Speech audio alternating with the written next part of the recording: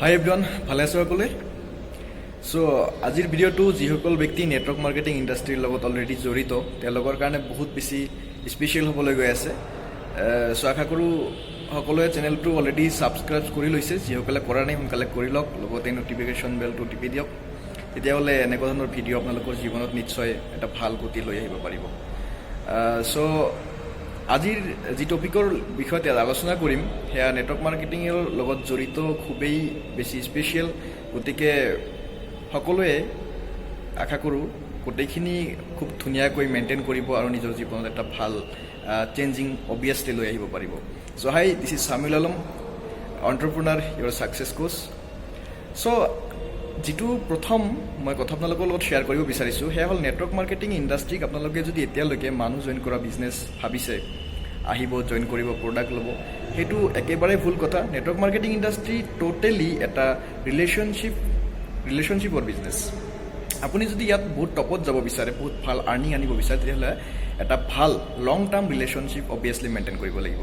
আজি এই ইণ্ডাষ্ট্ৰীৰ লগত জড়িত বহুত এনেকুৱা ব্যক্তিক মই জানো যিসকল 2 বছৰ, 4 বছৰ, 5 বছৰলৈকে এটা কাম কৰি আছে, কিন্তু তেওঁলোকে আজিলৈকে ভাল ইনকাম এটা আনিব পৰা নাই। তাৰ কাৰণ যিটো মই দেখিছোঁ সেয়া হ'ল তেওঁলোকে লং টাৰ্ম ৰিলেশ্যনশ্বিপ এটা মেইনটেইন কৰিব পৰা নাই। চ' ইয়াতে ৰিলেশ্যনশ্বিপ আপুনি খুব ধুনীয়াকৈ মেইনটেইন কৰিব জানিবই লাগিব, কাৰণ টোটেলি বিজনেছটো আপোনাৰ ৰিলেশ্যনৰ ওপৰত ডিপেণ্ড কৰে। আপুনি যেতিয়া আপোনাৰ টীমৰ প্ৰত্যেকজন ব্যক্তিৰ লগত এটা ভাল ৰিলেশ্যন ৰাখিব, তেতিয়াহ'লে তেওঁলোক আপোনাৰ কাৰণে অবভিয়াছলি প্ৰত্যেকটো কাম কৰিবৰ কাৰণে ৰেডি থাকিব। গতিকে তেওঁলোকৰ সপোনটো ভিজুৱেলাইজ কৰাবই লাগিব, তাৰ লগতে ৰিলেশ্যনশ্বিপ খুব ধুনীয়াকৈ মেইনটেইন কৰিব লাগিব। আপুনি যি টি ব্যৱহাৰ কৰিব নোৱাৰে। আপুনি যেনেকৈ বহুত ট্ৰেইনিঙত হয়তো শুনিছে যে আমাৰ মুখত মিঠা ৰাখিব লাগে, লগতে আমাৰ মগজুত ঠাণ্ডা কৰি ৰাখিব লাগে, বৰফ ৰাখিব লাগে, সেই কামটো আপুনি কৰিব লাগিব। যদি আপুনি মগজুত সদায় জুই ৰাখে আৰু মুখতো সেই জুইৰ প্ৰভাৱ দেখুৱায়, তেতিয়াহ'লে আপুনি বহুত ভুল কৰি আছে এতিয়ালৈকে। গতিকে সেয়া নকৰিব, এটা ভাল ৰিলেশ্যনশ্বিপ মেইনটেইন কৰক। তাৰ লগতে 2 নম্বৰ যিটো খুবেই ইম্পৰ্টেণ্ট সেয়া হ'ল প্ৰমিছ এণ্ড পাংচুৱেলিটি মেইনটেইন কৰাটো খুব বেছি জৰুৰী।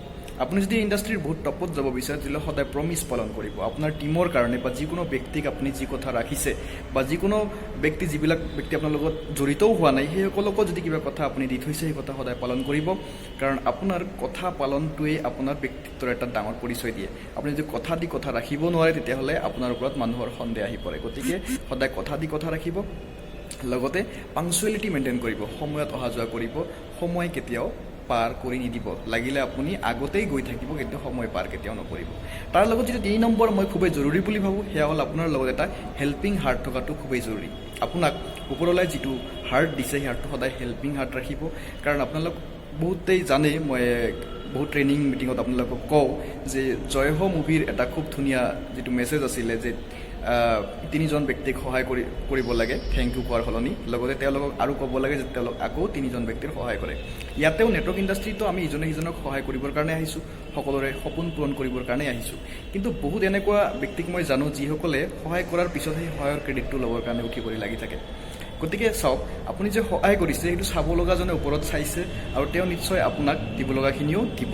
গতিকে সহায় কৰাৰ পিছত কেতিয়াও কাৰো আগত কৈ নুফুৰিব যে তেওঁৰ কাৰণে মই এইটো কৰিছোঁ, তেওঁৰ কাৰণে মই সেইটো কৰিছোঁ।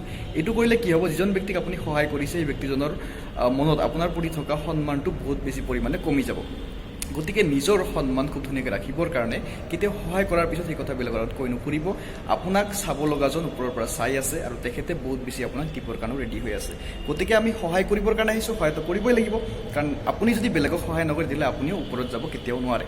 গতিকে সেই গোটেইখিনি কথা মেইনটেইন কৰি চলক, তেতিয়াহ'লে অবভিয়াছলি আপুনি যিটো সপোন লৈ ইয়াতে আহিছে, সেই সপোন 100% ফুলফিল কৰিব পাৰিব। গতিকে ৰিভাইজ কৰিছোঁ পুনৰাই যে নেটৱৰ্ক মাৰ্কেটিং ইণ্ডাষ্ট্ৰীত আপুনি টপত যাব বিচাৰে, প্ৰথম লং টাৰ্ম ৰিলেশ্যনশ্বিপ মেইনটেইন কৰক, লগতে প্ৰমিছ এণ্ড পাংচুৱেলিটি মেইনটেইন কৰক, আৰু এটা হেল্পিং হাৰ্ট লৈ আগুৱাই যাওক। আপোনাক কোনেও ৰখাব নোৱাৰে। আশা কৰোঁ সকলোৱে এইখিনি কথা পালন কৰিব, আৰু সঁচা মিছা কিমানখিনি আপোনাৰ ভাবে কথাখিনি শুনাৰ পিছত কমেণ্ট বক্সত নিশ্চয় জনাব। আৰু আপোনালোক সকলোৰে ভৱিষ্যত ভাল কামনা কৰিছোঁ। সদায় হাঁহি থাকিব, সদায় সুখী থাকিব, আৰু সদায় সপোন পূৰণ কৰাৰ কাৰণে উৎসাহী হৈ থাকিব। আমি প্ৰত্যেকেই আছোঁ ইয়াতে আপোনাক আগবঢ়াই লৈ যোৱাৰ কাৰণে। চ' আজি বেছি দীঘলীয়া নকৰোঁ। যদি এতিয়ালৈকে চেনেল ছাবস্ক্ৰাইব কৰা নাই, সোনকালে কৰি লওক। ভাল লাগিলে ভিডিঅ' শ্বেয়াৰ কৰিব, কমেণ্টত নিশ্চয় জনাব। চ' আকৌ নিশ্চয় লগ পাম। আপোনাৰ ভৱিষ্যত ভাল কামনা কৰি, আপোনাৰ হাঁহি মুখখন সদায় কামনা কৰি আজিলৈকে এৰিছোঁ। Thank U.